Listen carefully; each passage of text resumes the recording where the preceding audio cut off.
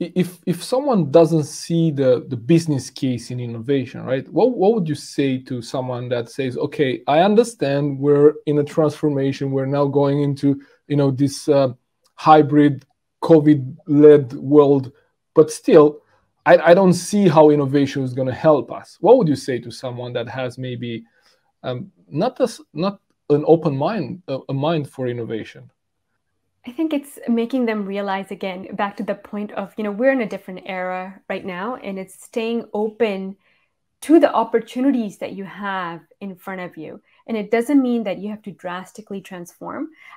I do think in some sense, leaders are very intentional about what they're putting their effort into, and they don't need to jump onto every new technology trend. So everyone doesn't have to try to force fit blockchain into your business.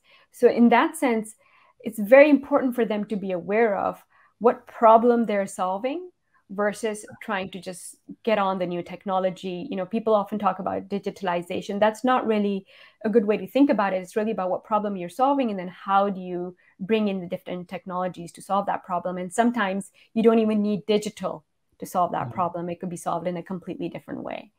So I would say just getting them aware of that. What do we mean really by innovation? And it could just also be improvement, right? How do you get better at what you do?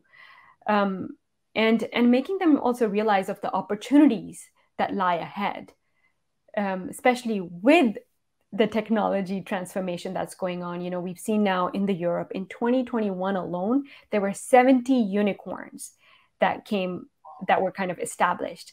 And that was 3 times as much as we had in 2020. So wow. Now Europe has about 120 unicorns, and it's a massive growing startup entrepreneurial drive in this block. Then if you look at historically, a lot of the tech companies really came from the US, but you see the shift happening now. And so established companies, medium-sized enterprises, they need to just be aware of that there is a general shift happening within the startup entrepreneurial world. And if they don't keep up, then there's a risk that they can also be disrupted. Yeah, absolutely. And also I see a shift in consumer behavior, right? Depending on the kind of company they're at and what they're providing. Now, if your consumers are actually using a new technology, a new app, something different, then of course you need to adapt to that, right? So some of those progresses are led by our consumers. We don't even get to decide, right? Absolutely, yes. It's not even so much about the technology, it's about the customer. So keeping the customer at the forefront of whatever you're doing. Absolutely. Yeah.